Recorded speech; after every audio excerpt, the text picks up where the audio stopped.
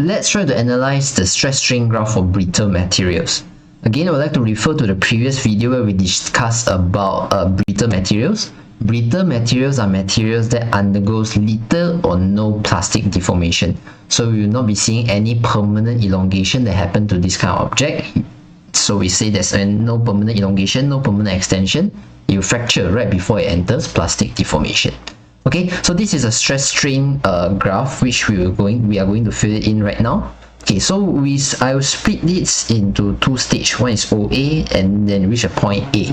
Okay, so stage O is where you have zero stress and zero strain. So you are not applying any pulling force or pushing force to compress or stretch the object.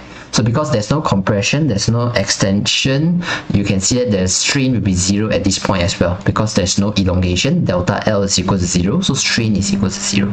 So no stress is because of no force being applied.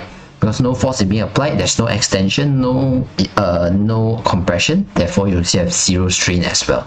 Okay, so what happens at this stage once you slowly increase the amount of stress that you apply to the object? If you increase the stress applied to the object, elastic deformation will occur. Okay, elastic deformation, the word elastic means by it's reversible, means by if you release the stress, you can go back to its original length. Okay, let me discuss this in greater detail. So elastic deformation, let's say, happens in this region here. So that means by if you apply stress or you increase the amount of stress exerted on this material here, what happens is there's elongation or there's compression, right? So there's change of length, therefore you have strain.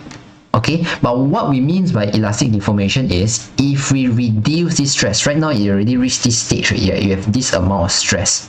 Now if you reduce the stress gets back to 0, you let the stress gets back to 0 by releasing the force that you're applying on the specimen, what will happen is the elongation that happens earlier, this is the elongation, right, the delta L over L naught that happens earlier, the delta L will drop back to 0 as well because it's reversible. So what has been extended just now, once you release the force, the extension that you have earlier will be reversed and you drops back to 0. So it's similar like a spring. You release your force, then the spring gets back to your original length, right? So this material, when it's undergoing elastic deformation, you release the force, then the extension that happens earlier will disappear. It goes back to its original length. So you reduce your stress to 0. What happens is your strain will also gets back to 0 and the object returns to its original shape, its original length. Okay, so object can return to its original length or size when the stress is removed, when we drop the stress back to 0 by releasing the force. Okay, so the stress is directly proportional to the strain, or we can say that the force is directly proportional to the change in length. The sigma is proportional to the epsilon, so you can see that it's a straight line over here. Or you can think back to the force elongation graph. The F, the force, and the delta L, the change in length, are directly proportional as well. Because of that, we can say Hooke's law is obeyed. Why is Hooke's law is obeyed related to this? Because we learned that F is equals to K delta L, right?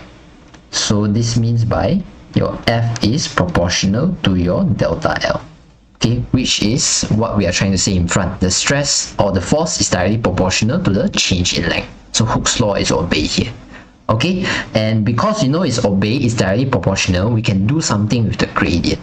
So the gradient of this stress strain curve at this stage is known as the Young's modulus. So if you find the gradient of this linear line over here, this gradient here, we call it as Young's modulus. So Young's is a person's name. So Young's modulus here represents the gradient of the stress strain curve. So gradient is y divided by x. So your y is stress, your x is strain. So you get stress divided by strain, you get your Young's modulus. So Young's modulus is equals to sigma divided by epsilon.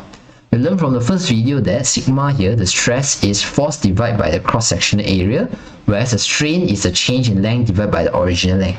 So if you apply these two equations, put it inside this Young's modulus equation, you get a new equation for your Young's modulus, which is the force divided by area divided by the change in length divided by the original length. This is the equation that we usually use for Young's modulus. Okay, so it's a value that represents how stiff is the object, as we mentioned in the stiffness video earlier. Okay, so when you stretch, you have finished up your elastic deformation, you reach a point which you call as A. So because you have finished up all your elastic deformation, if you still continue to increase your stress, what happens is you will not enter plastic deformation at all, because this is a brittle material. There's no plastic deformation that happens to it. If you finish up your elastic deformation and you still wish to continue to increase your stress, what will happen is the object will just break, it will just fracture. Okay, you stretch until a certain limit where you reach a limit where there's no more elastic deformation that can occur. If you continue to stretch, what happens is the object will just break. So we say that object undergoes fracture. Okay, so there's no plastic deformation here. All this while you are experiencing elastic deformation only. Okay, so this matches with what we said earlier for brittle materials. The object fractures with little or no plastic deformation. But for here, we assume it has no plastic deformation at all. Okay, so that's it for the stress strain curve for brittle materials.